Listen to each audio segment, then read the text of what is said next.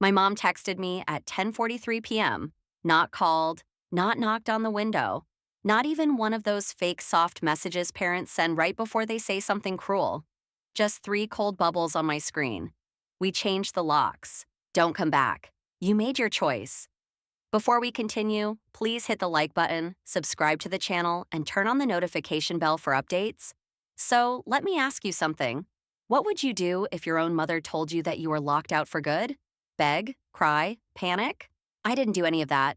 I stared at the screen for maybe 3 seconds, typed one word, and hit send. Good. Yeah, good. And less than a minute later, the siren started. Not one siren. Several.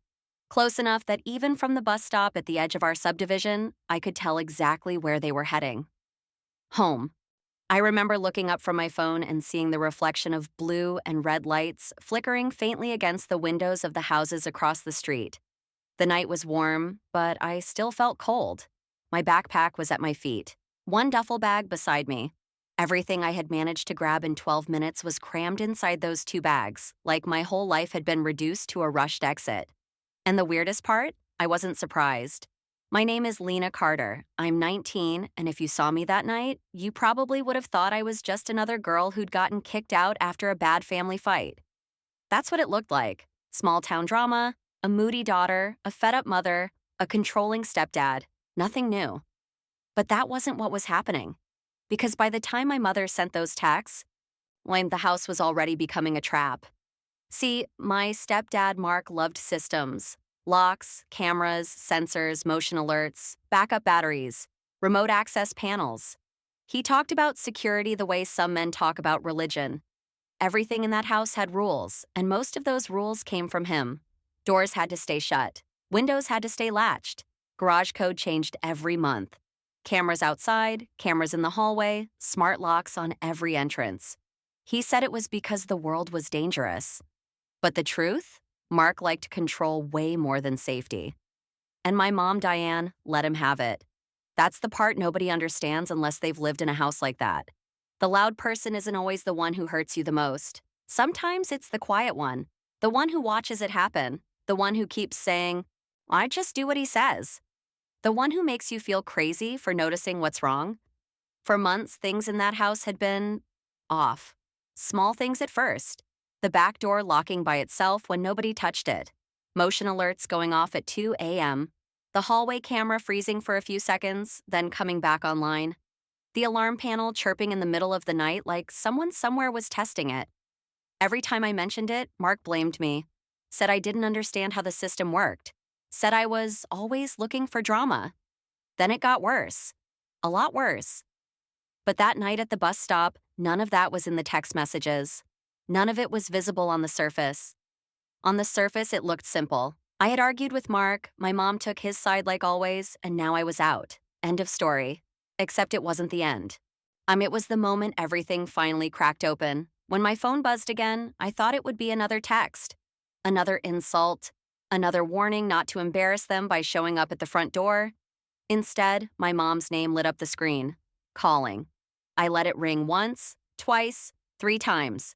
Then it stopped. A second later, it started again. Calling. That was the first strange thing. My mother doesn't call twice unless something's wrong. Not really wrong, anyway. Not you forgot milk, wrong. Not where are you, wrong. I'm talking about the kind of wrong you can hear before a person even says a word. I answered on the third ring and didn't say anything. At first, all I heard was noise. A sharp electronic beeping, muffled shouting, footsteps maybe. Then my mom came through, and I swear I barely recognized her voice. Joshie was panicking. Lena? I stayed quiet. Lena, answer me. Still nothing. Then I heard Mark in the background. Angry, barking at something. Maybe the wall panel, maybe the front door, maybe just the fact that for once he wasn't in control. And then my mother said the words that made me close my eyes and grip the phone tighter. Her voice was shaking. What did you do? That question tells you everything, doesn't it? Not what's happening. Not can you help us?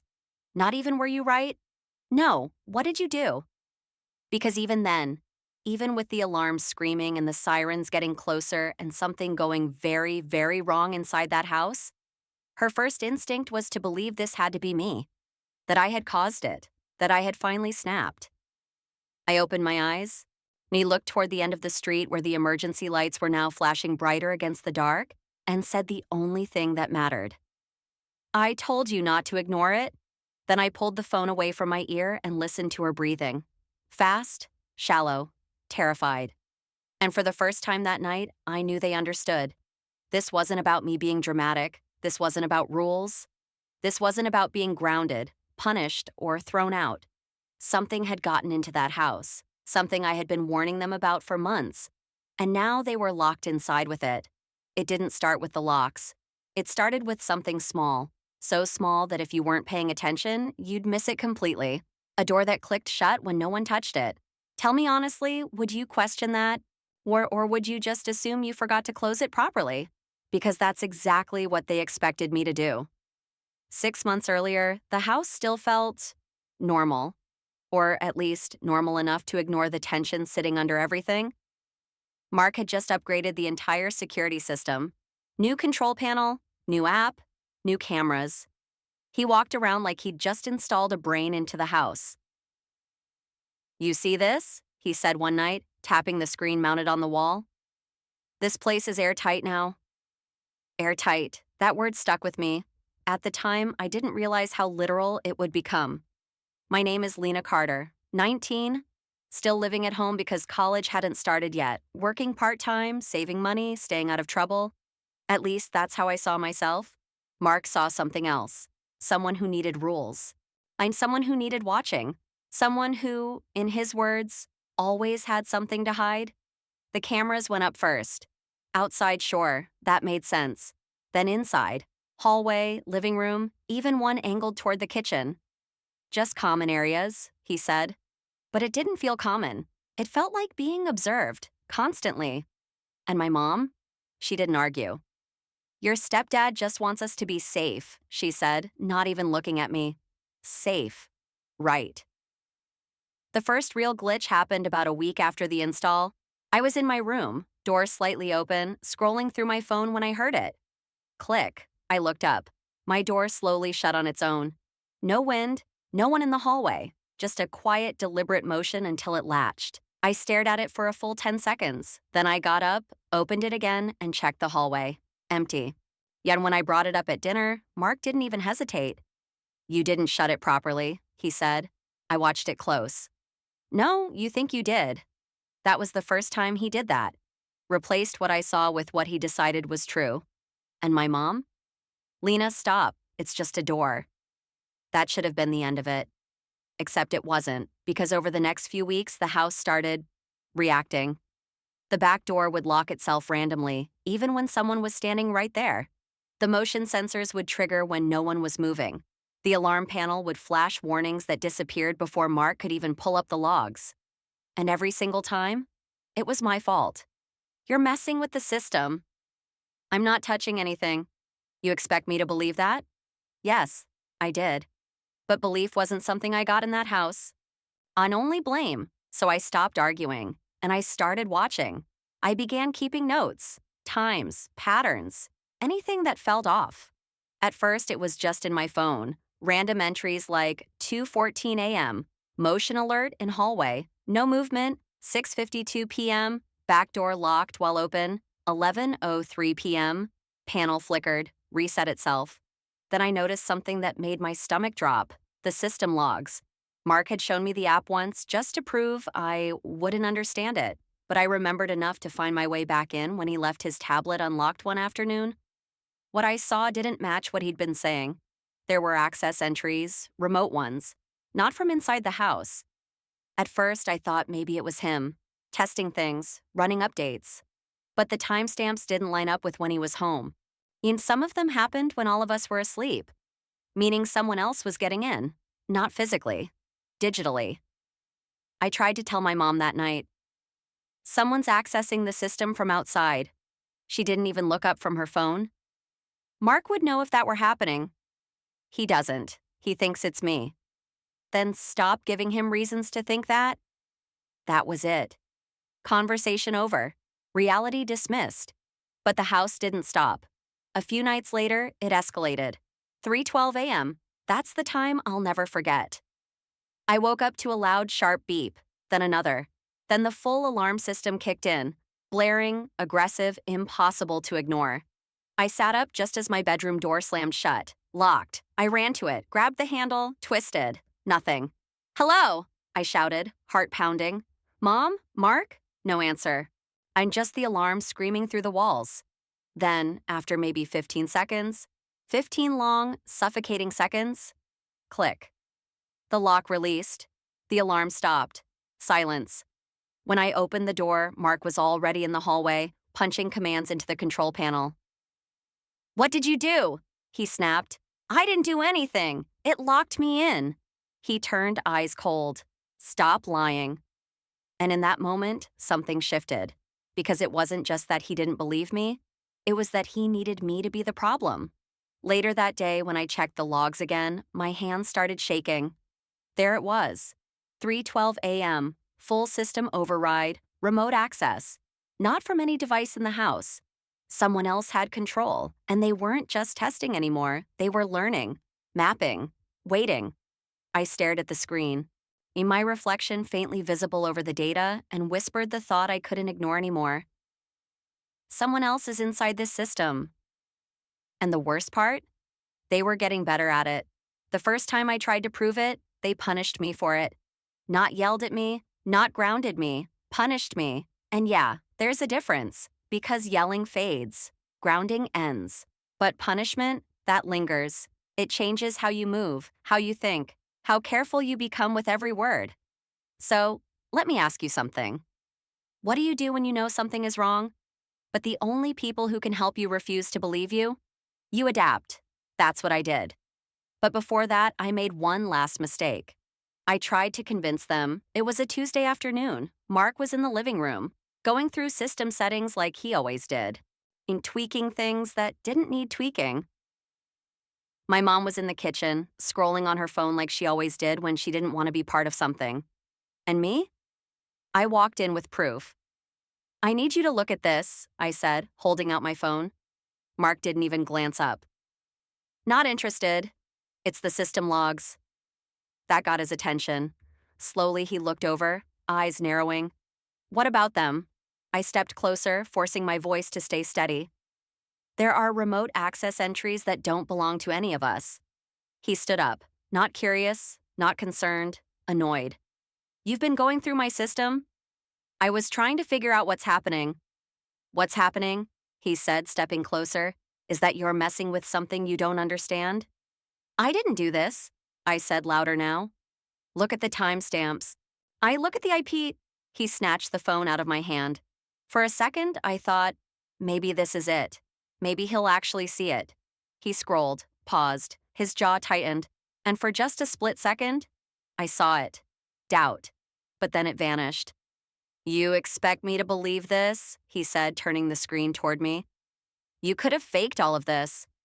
"I didn't." "You've been causing issues for weeks, Lena." "I've been trying to warn you." Or trying to get attention. That one hit harder than anything else, because it meant everything I had noticed, tracked, documented. It all got reduced to one thing. Drama. My mom finally spoke from the kitchen. "Can we not do this right now?" I turned to her. "Mom, please, just look at it." She didn't move, didn't even lift her eyes. "Manta, give your stepdad the phone back and drop it." That was the moment I understood something. They weren't going to listen, not because the evidence wasn't there, but because accepting it meant admitting they were wrong. And that wasn't something Mark did. Ever. He handed my phone back like it was contaminated. "From now on," he said, voice flat, controlled, "you stay out of the system." I already wasn't in it. Clearly, that's not true. And just like that, everything got tighter, stricter, colder. That night, the Wi-Fi password changed. The next morning, my laptop was gone. "Where is it?" I asked. Mark didn't even look up from his coffee. "You don't need it right now." "For what reason?" "For the reason that I said so." "My phone? Still technically mine, but not really." "Leave it on the counter at night," he said. If you've got nothing to hide, that shouldn't be a problem." Control. That word again. But here's the thing they didn't realize. Taking away my access didn't stop me, it just made me smarter. Because months ago, before any of this started, I had an old phone. Cracked screen, slow, barely held a charge. They thought I threw it out. I didn't. I kept it hidden. And now, it became the only way I could keep watching. Every night after they went to bed, I'd turn it on, connect to the neighbor's unsecured Wi-Fi signal that barely reached my room. Slow, unreliable, but enough to check, enough to confirm what I already knew. The system was still being accessed, not randomly, not chaotically, precisely, same intervals, same patterns, like someone was testing boundaries, learning responses, and waiting for the right moment. Then came the night everything shifted again. Another alarm, but this time, something was different. The cameras. They went dark. Not all at once. One by one. Living room, offline. Hallway, offline. Front porch, offline. Like someone was turning out the lights before doing something they didn't want seen.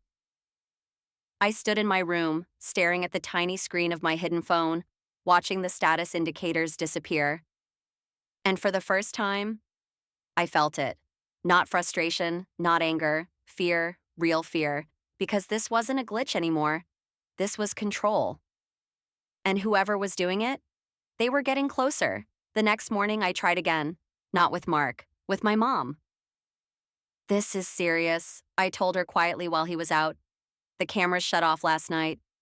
She sighed like I was exhausting her. Lena, I'm not making this up. You've been under a lot of stress. I have proof. You always have something." That was it. That was the line. The moment everything snapped into place. They were never going to act, no matter how bad it got, no matter how obvious it became. So I stopped trying to convince them and started preparing instead. That night, the argument happened, the one that ended everything. Mark found out I still had access. Didn't matter how. Maybe he checked logs, maybe he just assumed. Either way, he cornered me in the hallway. "I told you to stay out of it. I told you someone else is in it. You're done," he said. "Done with what?" "With this house, if you can't follow basic rules." My mom stood behind him, silent, watching, choosing. I looked at her, waiting, hoping, nothing. Just that same quiet acceptance. So I nodded. "Fine." I went to my room, packed a bag, then another. Didn't slam doors, didn't cry, didn't argue. Because at that point, I already knew something they didn't. This wasn't over, not even close. By the time I stepped out the front door, phone in my pocket, bags in hand, the system had already logged another access point. External. Active. And this time, it wasn't just watching anymore, it was preparing to take control of everything. When the system activated again, I didn't panic. I already knew what it meant. Let me ask you something. If you spent months watching something slowly get worse, tracking it, warning people about it, and being ignored every single time, at what point do you stop reacting and start expecting it? For me, at that point came the moment I sat down at that bus stop and checked the logs one last time. 10:47 p.m., remote access, active. Not unusual. But then, 10:48 p.m., system-wide command queue initiated. That was new. My thumb hovered over the screen as I opened the details, my heart steady in a way that should have scared me more than if it was racing. Because calm doesn't mean safe. Sometimes it just means you've already accepted what's about to happen. The command list populated slowly, like the system itself was catching up to the scale of what was being pushed into it. Door controls, window locks, alarm overrides, internal access restrictions, everything. All at once. Not random, not testing, execution. I leaned back against the cold metal bench, staring at the screen, and whispered under my breath, "Now, yeah, this is it." This was what all the smaller incidents had been building toward. Every glitch, every lock, every flicker of the cameras turning off. It wasn't chaos, it was rehearsal. And tonight was the real thing. That's when the sirens started getting louder, closer, aligned with the exact timeline I was watching unfold. Inside the house, the system would already be shifting. Doors locking in sequence, windows sealing, alarm system activating, not as a warning, but as a barrier. Containment. I didn't need to be there to picture it. I had already seen pieces of it before. My phone buzzed, Mom calling, I answered, and everything I had imagined was already happening. Lena, her voice cracked through the speaker, barely holding together. I didn't respond. In the background, and I could hear it clearly now, the alarm. Loud, continuous. Not the short bursts from before. This was sustained, aggressive. Lena, something's wrong, she said, breath uneven. The doors won't open. Of course they wouldn't. I closed my eyes, listening. Mark, she shouted away from the phone. It's not working. Then his voice, sharp, furious, but underneath it, something else. Panic. I'm trying, he barked. The system's not responding. Not responding to him. That was the difference. Because it was responding. Just not to the person who thought he controlled it. I opened my eyes again, staring out at the flashing lights now reflecting off nearby houses. You need to calm down, I said quietly. Calm down? She almost screamed. We're locked inside. I let that sit for a second, then asked, Are the windows opening? Silence. Then, smaller. No. Alarm panel? It's frozen. Of course it was. Every access point sealed, every manual override disabled. Exactly what the logs predicted. Mark's voice came closer to the phone now. Lena, if this is some kind of stunt, it's not me, I cut in. For once, I didn't raise my voice, didn't argue, didn't try to convince, just stated it, flat, certain. There was a pause on the line, a real one, the kind that only happens when doubt finally breaks through. Then my mom spoke again, quieter now, terrified. Then what is it? I looked down at my phone again, watching as the command execution completed. Every system, locked. Every entry point, controlled. And then, right on schedule, emergency override request detected. That wasn't coming from inside the house. That was external. Authorities. They had received what I sent. Because here's the part they never knew. I didn't just track the system, I reported it. Weeks ago. At first to the security company, ignored because I wasn't the homeowner. Then to a local cybersecurity tip line, logged but not urgent. So I waited, collected more data, more proof. And tonight, after they locked me out, I sent everything. Logs, access records, proof of active intrusion, and one simple note. This system is compromised. Occupants are at risk. That's why the sirens were there. Not because I caused this, because I made sure someone would finally pay attention. Back on the call, my mom's breathing was uneven, breaking apart between words. Lena, what did you do? There it was again. That question, when still clinging to the idea that this had to be me. Even now. Even like this. I exhaled slowly, watching as the first emergency vehicle turned onto our street in the distance. I told you, I said, my voice steady, almost quiet enough to disappear under the sound of the sirens. I didn't do this. A pause, then softer. I just made sure someone finally saw it. And right then, through the phone, I heard it. A loud crash, metal, shattering, voices shouting commands, the unmistakable sound of forced entry. They had arrived. And inside that house, for the first time, Mark wasn't the one in control anymore. The first thing I heard after the crash wasn't my mom. It was a stranger. A loud, commanding voice cutting through the alarm. Fire department, step away from the doors. Then another voice. Systems locked, kill the main power. Even through the phone, it was chaos, real chaos, not the controlled, contained kind Mark built his life around. This was messy, loud, unpredictable, human. I didn't say anything. I just listened. Because for months, I had been the only one paying attention. And now, everyone was. You ever notice how fast people start taking things seriously once it affects them directly? Inside the house, I could hear movement. Heavy footsteps, something being dragged, more shouting. The alarm cut out abruptly, replaced by a ringing silence that somehow felt even louder. Then my mom again. Her voice was different now, smaller. They're inside, she said. Yeah, I replied quietly. I know. There was a pause, not the kind filled with tension, the kind filled with realization. Because now, finally, the pieces were lining up for her. Not all at once, But enough. Lena, she said slowly, like she was choosing each word carefully. You knew this would happen? I leaned forward, elbows on my knees, phone pressed to my ear. I knew it was going to escalate, I said. I didn't know exactly when. That was the truth. I didn't control the timing. I just understood the pattern, and I acted on it. Logical payoff. Here's what actually happened. The system Mark installed, it wasn't as secure as he thought, not even close. He bought a high-end setup, but he configured it himself.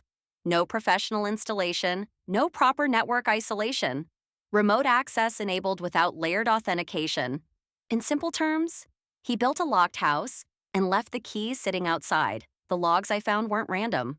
Now they showed repeated access attempts from an external IP address. Someone probing the system, testing weak points, mapping how everything responded. At first, they just triggered small things, locks, sensors, cameras, seeing what they could control without being noticed. But when nothing was fixed, when no one responded, they escalated. That night wasn't an accident, it was the final step. A full system takeover. Whoever it was had enough access to lock every entry point and disable manual overrides. Whether their goal was burglary, coercion, or something worse, it didn't matter anymore, because I interrupted it. When I sent those reports, complete logs, timestamps, access traces, it flagged the system as an active threat. Not a glitch, not a user error, a breach. Emergency services were dispatched under the assumption that the occupants could be in immediate danger. And they were right. Emotional payoff. Back on the call, my mom was quiet for a long time. No accusations, no dismissal, just breathing. You tried to tell us, she said finally. Not a question, a statement. I closed my eyes. Yeah, another pause. I thought, she started, then stopped. I knew how that sentence ended. I thought you were the problem, but she didn't say it. She didn't have to. Because for the first time, she understood something I had been living with for months. What it feels like to be right and ignored. What it costs. There was no satisfaction in it. No victory. Just release. Like holding your breath for too long and finally exhaling. The consequence payoff. What happened after that night didn't just disappear. It couldn't. There were reports, investigations, questions that needed answers. Mark didn't come out of it clean. When authorities reviewed the system, they found multiple failures, basic ones. Unsecured remote access points, no encryption on certain channels, default credentials that were never changed. Worse, the internal cameras. Some of them weren't just monitoring common areas. That opened a different kind of investigation, legal, serious. His confidence, the thing he built everything on, collapsed fast when it was put under actual scrutiny. People like Mark rely on control. Take that away, there's not much left. My mom had her own consequences, not legal, personal, and she had to sit with the reality that everything I said, everything she dismissed, was real. That she chose not to see it, that she chose him over listening. We talked a few days later, not a dramatic conversation, no yelling, no big emotional breakdown, just quiet. I should have listened, she said. I didn't argue, didn't comfort her either. There are some things that don't need a response. As for the house, it was temporarily flagged as unsafe. The entire system was shut down, removed, replaced under supervision. Every vulnerability documented. Every access point sealed. Too late to prevent what almost happened, but enough to make sure it couldn't happen again. Final resolution moment. I didn't go back, not that week, not the week after. I stayed with a friend from work. Small apartment, noisy, nothing automated. Oh, nothing watching. Just normal. A few days later, my mom texted me. You can come home. We fixed everything. I stared at that message for a while, then locked my phone. Because here's the thing. It was never just about the system. It was about being heard, believed. And once that's broken, you don't just walk back in like nothing happened. About 2 weeks later, I went by the house. Not inside, just past it. The cameras were gone. The panel by the door had been replaced with something simpler. Basic, visible, human-controlled. For the first time, the place didn't feel like a machine. I stood there for a second, looking at the front door. Unlocked. Open. Waiting. And I realized something. They thought locking me out would leave me with nothing. No home, no control, no options. But the truth? That was the first moment I actually had all three. I adjusted the strap on my bag, turned away from the house, and kept walking. No alarms, no locks, no one watching, just the sound of distant traffic. And everything ahead of me, finally mine.